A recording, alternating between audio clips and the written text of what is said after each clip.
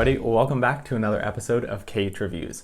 On this channel, I like to talk to the pros and the cons of specific tech items in hopes that I can better help you decide on what to spend your money on.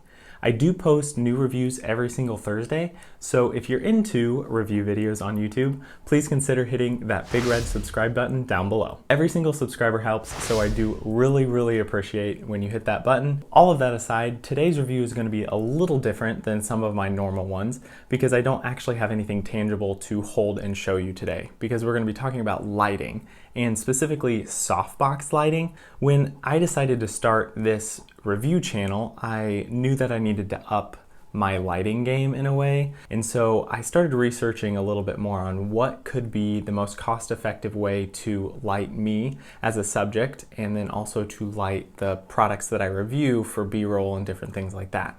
And so after I did quite a bit of research, I found out that really softbox lighting is kind of one of the most effective ways to do this, and cost-effective ways at that. So in today's review, I am going to be reviewing a softbox light kit by the company known as MountDog, and you can find these on Amazon for $70. So currently I am using both of these softbox lights for this video. I'm using one here pretty close to me as a key light, and then over to my right, I'm using one as a fill light a little further away from me to help create a little bit more of a dramatic shadow on my face. So I'm going to play a quick time lapse of me setting up these lights earlier today and talk through some of the specifics. This specific MountDog set comes with two boxes, and they both measure 20 inches by 28 inches in diameter. The insides of the boxes have a metallic coating which help reflect the light, made by the 95-watt bulbs that are in both boxes.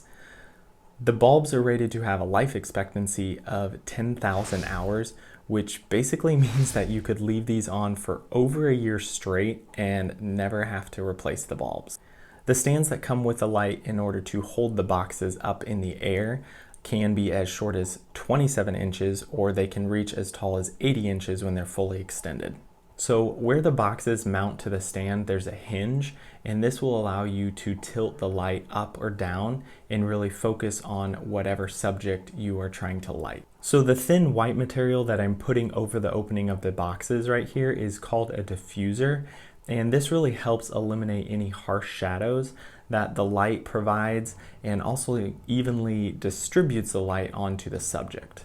So personally, I have really loved these softbox lights by MountDog. They kind of have been a little bit of a game changer for me in my recording and how I record, because before I had them, I was relying on a small ring light and then also really the natural light coming through a window to help me shoot my videos and light me as a subject. And so now I can wait until my family goes to bed and I can record after dark and always have a constant light source. And that's probably the biggest positive about a softbox, is it's a constant light source. So it's not gonna change. You can't really dim it or brighten it in any way. So for me, that's a positive, because I can set up my studio lighting here and it's always going to stay the same. I can come in, sit down, turn them on, and I know that my color grading is going to be easy to do post when I go to edit my videos. So lastly, lighting for any videography or any even photography can be very expensive and also kind of complicated in a way, and these for me were very easy to set up. I have had to move them around a little bit to try to find that perfect lighting. So again, let me know in the comments down below if this lighting is good and if you like it, or if you think it's a little too harsh.